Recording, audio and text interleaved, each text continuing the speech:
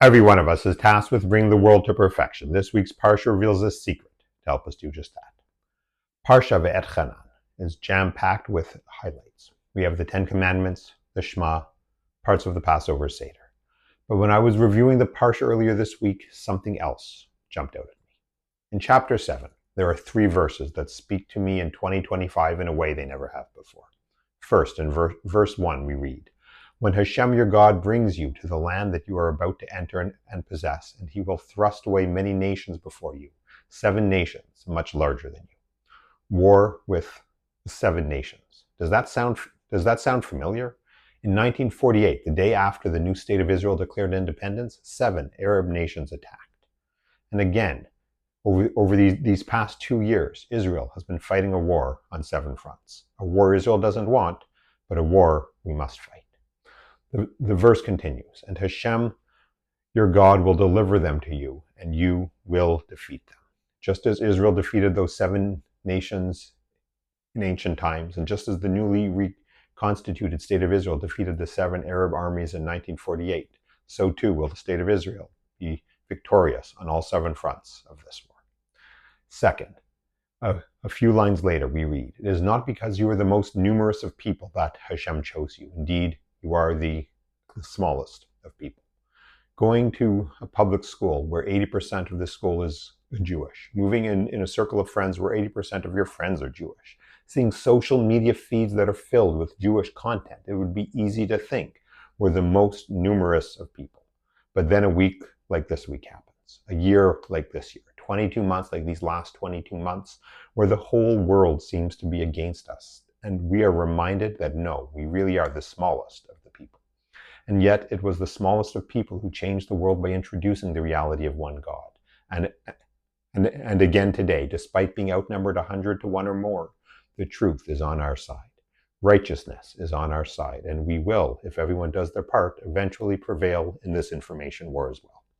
Finally, we read, "You must know that Hashem your God, the steadfast God who keeps kindness for those who love him for 1,000 generations, and he repays his enemies in his lifetime to make them perish." Chaverim, my friends, that last verse was something I needed to hear this week. These last 22 months have been painful beyond words, mentally, emotionally, and physically exhausting. Golda Meir famously said, "We will perhaps in time be able to forgive the Arabs for killing our sons, but it will be harder for us to forgive them for having forced us to kill theirs."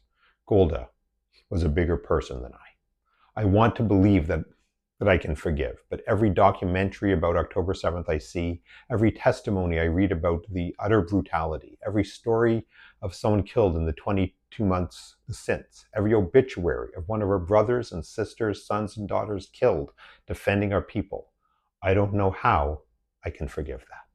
I pray that peace will come and forgiveness will be a necessary part of that, but and I suspect many of you, don't see how that's possible. And I'm not so naive to think the same isn't true on the other side. Even if Gazans intellectually understand that Hamas is ultimately responsible, how do we expect them to forgive Israel for the death and the utter destruction all around them? Does that mean we're doomed to generation after generation of ongoing hatred? And then those closing lines of the Parsha come and give us hope.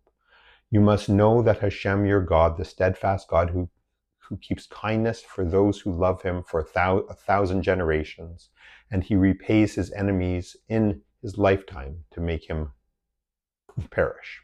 If you do right, Hashem remembers, and your children and grandchildren benefit from that righteousness for 1,000 generations. If you do wrong, you're dealt with immediately, and responsibility does not get passed on to future generations." No one expected a survivor of the Shoah to forgive any Nazi or Nazi collaborator. But ask any survivor today if they hate all Germans now, and they will tell you they do not. Grandchildren of those who saved Jews in Europe are shown the greatest respect until this day, but grandchildren of Nazis are not held responsible. Righteousness extends 1,000 generations, but wickedness does not get passed down. The anger we all feel from October 7th is real, and those responsible need to be held accountable in the here and now, in this generation. But the Parsha teaches us that we don't hold future generations responsible. Peace with those responsible for October 7th is likely impossible. Forgiveness is likely impossible. But once those responsible are brought to justice, maybe, just maybe, peace with their children and grandchildren for a thousand generations could possibly come about. May it happen speedily in our days. That is one thing we can learn from this week's Parsha. How will you step up this week to bring the world a little closer to perfection? Shabbat Shalom and Am Yisroel Chai.